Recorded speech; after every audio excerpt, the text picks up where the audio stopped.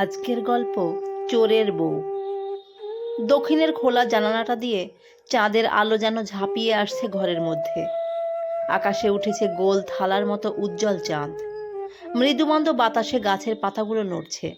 লীলা চুলটা ভালো করে বেঁধে আনমনে দাঁড়িয়ে আছে খোলা জানালার পাশে।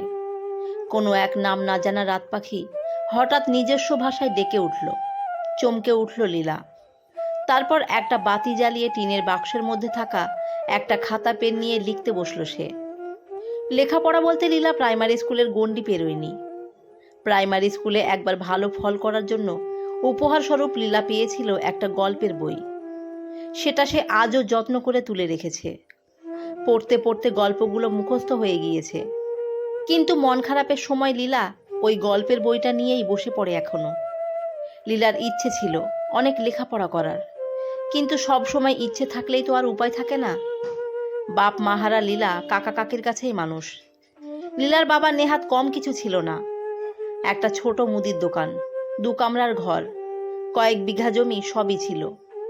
লীলার বাবা মায়ের মৃত্যুর পর লীলার সাথে লীলার বাবার সব সম্পত্তির দায়িত্ব নিয়ে নেয় লীলার কাকা জগদীশ। কিন্তু পাছে লীলা লেখাপড়া শিখে তার বাপের সম্পত্তির ভাগ চাই, এই ভয়েই লীলার লেখাপড়া বন্ধ করে তার বুদ্ধিমান কাকা তাকে লাগিয়ে দেয় তার খিটখিটে কাকির রান্নাঘরের সহকারী হিসেবে। তার কাকার ছেলে মেয়েরা লেখাপড়া শিখলেও লীলার আর বেশি দূর লেখাপড়া শেখা হয়নি। তাই লীলাকে গ্রামের সবাই খুব ভালোবাসে। লীলা যেমন মিশুকে তেমন মিষ্টি মেয়ে। লীলার কষ্ট আর তার ওপর হওয়া অত্যাচার দেখে অনেকেই প্রতিবাদ করতে চেয়েছে, কিন্তু লীলার কাকা চতুর, সাপ বলে দিয়েছে, দাদার মেয়ে মানে লীলা তো আমারও মেয়ে। তাই নিজের মেয়ের শাসন করা আর ভালো মন্দ সিদ্ধান্ত নেওয়ার জন্য কি আমাকে পাড়ার লোকের কাছ থেকে অনুমতি নিতে হবে নাকি? লীলা সব সময় ভাই বোনদের বই নিয়ে পড়তে চাইতো, আর তা দেখলেই তার কাকি চেঁচিয়ে বাড়ি মাথায় তুলত। তখন লীলার বয়স 15। লীলার কাকা লীলাকে শহরে ঘুরতে নিয়ে আসার নাম করে নিয়ে আসে শহরে। তারপর এই রায়বাড়িতে এসে রেখে যায় তাকে। যাওয়ার সময় বলে যায়, তোকে এ বাড়িতে রেখে গেলাম, খাওয়া পড়া সব এরাই দেবে, কাজ তেমন কিছুই করতে হবে না, ওই টুকিটাকি গিন্নি মায়ের হাতে হাতে। লীলা হতভম্ব হয়ে যায় কাকার এই ব্যবহারে। কান্নাকাটি করে বাড়ি ফিরে যেতে চাইলে কাকা রক্তচক্ষু দেখিয়ে বলে, ধাড়ি মেয়ে, ঘরে বসে কারি কারি গিলবি সেটা হচ্ছে না, খেটে খা। আমার ঘরেও একটা মেয়ে আছে, তার বিয়ে দিতে হবে, তুই ঘরে থাকলে ওর বিয়েও দিতে পারবো না, লোকে নানা কথা শোনাবে, বলে চলে যায় লীলাকে রেখে। লীলা প্রথম প্রথম খুব কান্নাকাটি করেছিল, তারপর আস্তে আস্তে মানিয়ে নিতে শুরু করেছিল। লীলার থাকার জায়গা হয়েছিল চিলেকোঠার ঘরের ভাঙাচোরা জিনিসের মাঝে একটা ছোট তক্তাপোষে। বাড়িতে লোক বলতে রিটায়ার্ড রায়বাবু আর তার স্ত্রী। এক ছেলে বিদেশে থাকে, বছরে একবার আসে। রায়গিন্নির যাবতীয় সাহায্য আর ঘরের কাজ করে লীলা। সারাদিন ঘরের কাজ করে চিলেকোঠার ঘরে চলে আসতো সে। তারপর নিজের দুঃখ যন্ত্রণার কথা লিখে ফেলতো খাতাটা বার করে। এইভাবে একটা বছর কেটে গেছে, কিন্তু এখন জুটেছে এক নতুন বিপত্তি। মাঝে মাঝে রাত বিরেতে রায়বাবু হানা দেয় লীলার ঘরে। কখনো নিজের স্ত্রীর অজান্তে কাছে পাওয়ার কামনা বাসনা জানায় লীলাকে। লীলা নিজের বাবার বয়সী লোকের এরকম আচরণে শিউরে ওঠে। হুমকিও দিয়ে যেতে ভোলে না রায়বাবু, গিন্নিমাকে কিছু বললেই তোর কি হাল করব নিজেও ভাবতে পারছিস না। মাঝে মাঝে লীলা ভাবে পালিয়ে যাবে সে ওখান থেকে, কিন্তু কোথায় যাবে ও? এ শহরের পথঘাট কিছুই চেনা নয়। ওর কাকা যে কত গলি পেরিয়ে ওকে এনেছে তা আর মনে নেই। বাড়ি ফিরে গেলে হয়তো ওর কাকাও ওকে ছেড়ে কথা বলবে না। ওকে তো এ বাড়ি থেকে বেরোতেও দেওয়া হয় না কখনো। এইভাবে বন্দি অবস্থায় কেটে গেছে 3-3টে বছর। রায়বাবু এখন অসুস্থ, তাই রেহাই মিলেছে লীলার। বড় দোতলা বাড়ির পাইপ বেয়ে বেয়ে ওপরে উঠছিল শিবু। ওর কাছে খবর আছে, এই বাড়িতে দুটো বুড়ো বুড়ি থাকে, টাকা নাকি প্রচুর এদের, ভালোই দাও মারা যাবে আজকে, এরকম ভেবে মনটা খুশিতে ভরে উঠল ওর। কিন্তু হঠাৎ ও খেয়াল করলো চিলেকোঠার ঘরে আলো জ্বলছে। তাহলে কি কেউ জেগে আছে? চমকে উঠল শিবু। তারপর পাইপ বেয়ে সোজা উঠে গেল ছাদের এক কোণে। নিঃশব্দে বসে আছে শিবু। এমন সময় দেখলো একটা মেয়ে ঘরের মধ্যে বেলফুলের মালা গাঁথছে। তারপর সেই মালাটা লাগিয়ে নিল নিজের খোপায়। চাঁদের আলোয় কি অপরূপ সুন্দর লাগছে মেয়েটাকে। এরকম সুন্দর মেয়ে এর আগে কখনো দেখেনি শিবু নিজের চোখে। হাঁ করে তাকিয়ে রইল শিবু, চোখ ফেরাতেই পারল না একবারের জন্যও। মাঝরাতে যতক্ষণ না মেয়েটা জানালা বন্ধ করে ঘুমিয়ে পড়ল, শিবু মন্ত্রমুগ্ধের মতো দেখে গেল লীলাকে। সেদিন আর শিবুর চুরি করা হলো না, খালি হাতেই ফিরে গেল সে। এরপর প্রায় প্রতিদিন শিবু আসতে লাগলো লীলাকে দেখতে। প্রায় 1 মাস কেটে গেছে। এর মধ্যে একদিন শিবু লীলার লেখা খাতাটা হাত সাফাই করে পড়ে ফেলেছে তার জীবনের করুণ কাহিনী। একদিন গরমের রাতে লীলা ছাদে পায়চারি করছিল। সামনে একটা গোলাপ হাতে হাজির হলো শিবু। লীলা চেঁচাতে গেলেই হাত দিয়ে ওর মুখ চাপা দিল শিবু। তারপর আস্তে আস্তে জানালো তার মনের কথা।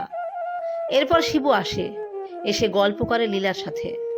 লীলা জিজ্ঞেস করে, তুমি চুরি করো, তোমার মা জানে? শিবু মাথা নিচু করে বলে, না, মা জানে না, জানলে খুব কষ্ট পাবে। লীলা বলে, তুমি সব ছেড়ে দিয়ে কষ্ট করে রোজগার করতে পারো না? শিবুর চোখে জল, বলল, করতাম তো কাজ, কিন্তু চোর বদনাম যে আমার কোনোদিন ঘুচবে না। বাবা মরে যাওয়ার পর লেখাপড়া বন্ধ হলো। ছোটবেলায় খিদের জ্বালায় কখনো দোকান থেকে খাবার চুরি করে, কখনো কারোর বাড়ি থেকে ঘটি বাটি চুরি করে সেই টাকায় পেট ভরিয়েছি নিজের আর ভাই বোনদের। কিন্তু বড় হয়ে যখন বুঝতে শিখেছি, তখন আর কখনো চুরি করতাম না, কিন্তু বদনামটা থেকেই গেল। আমার মায়ের পরিচয় হলো চোরের মা হিসাবে। আর কারোর বাড়ি চুরি হলেই বিনা দোষে আঙুল উঠত আমার দিকে। তারপর চলে এলাম এই লাইনে, রাগে দুঃখে বদনামটাকেই পেশা বানিয়ে নিলাম। আমার মতো অনেক ছিঁচকে চোর আর আমি একসাথে থাকি এখানে। মা জানে আমি কাজ করে টাকা পাঠাই। একদিন রাতে লীলা একটা পুঁটলিতে নিজের জিনিসপত্র নিয়ে শিবুর সাহায্যে নিজেকে মুক্ত করল নিজের বন্দি জীবন থেকে। মন্দিরে নিয়ে গিয়ে শিবু রাঙিয়ে দিল লীলার সিঁথি। তার পরদিন সকালে বাড়ি নিয়ে চলে গেল লীলাকে। শিবুর মা লীলাকে বুকে টেনে নিল, বরণ করে ঘরে তুলে নিল লীলাকে। শিবু এখন নিজের বাড়ি থেকেই কাজ করে সংসার চালায়। কিন্তু আশেপাশে লোকের কাছে লীলা পরিচিত হলো চোরের বউ নামেই। শাশুড়ির চোখে জল আর বরের দুঃখ দেখে মনে মনে সব মানুষগুলোকে ভালো রাখার উপায় খুঁজতে লাগলো লীলা। এর মধ্যে রায়বাবু সুস্থ হয়েছে খবর পেয়ে শিবু এক রাতে আবার হানা দিয়েছে রায়বাড়িতে। না, চুরি করার জন্য নয়, একটা আধলা ইট নিয়ে সজোরে ছুঁড়ে মেরেছে বুড়োর মাথায়। রক্তে ভেসে গেছে চারিদিক, মরেনি সে, তবে গুরুতর আহত হয়েছে। একদিন রাতে লীলা বলল, এখানে থাকলে চিরকাল তোমাকে বিনা দোষে লোকের খারাপ কথা শুনতে হবে। তার থেকে চলো দূরে কোথাও গিয়ে নতুন করে ঘর পাতি। কিন্তু কোথায় যাব? লীলা হেসে বলল, কেন, আমাদের গ্রামে। খুঁজে বার করতে পারবে না আমার ঠিকানা? তারপর লীলা সপরিবারে চলে এলো নিজের গ্রামে। গ্রামের লোক ছুটে এসেছে তাদের আদরে লীলা আর তার বরকে দেখতে। লীলা সোজা কাকাকে গিয়ে বলল, আমি আমার বাবার একমাত্র মেয়ে, আমার বাবার সব সম্পত্তি ফিরিয়ে দাও, না হলে আমার সাথে যে অন্যায় তুমি করেছো তা আদালতে জানালে কঠিন শাস্তি পেতে হবে তোমাকে। ছোট থেকে তোমাকেই অভিভাবক হিসেবে জেনেছি, তাই জেলে পাঠাতে চাই না তোমায়। লীলার কাকা ভয় পেয়ে ফিরিয়ে দেয় লীলার সবকিছু। এখন রোজ সকালে শিবু বউয়ের হাতের খাবার খেয়ে কাজে যায়। শিবুর মা সেলাই মেশিন নিয়ে হাতের কাজ করে। শিবুর বোন আর লীলা ওর বাবার দোকানটা নতুন করে শুরু করেছে আবার। শিবুর ভাই লালু জমিতে বিভিন্ন সবজি চাষ করতে ব্যস্ত থাকে সারাদিন। সুখের সংসার এখন লীলার। সবাই খুব খুশি। ওর শাশুড়ি লীলাকে বারবার বলে, তোর জন্য আমরা নতুন জীবন পেলাম মা। লীলার এখন পরিচয় চোরের বউ হিসাবে নয়, শিবুর বউ হিসাবে। যে ছেলেটা সারা মাস কষ্ট করে রোজগার করা টাকায় লীলার জন্য কিনে আনে শাড়ি কিংবা কাঁচের চুড়ি।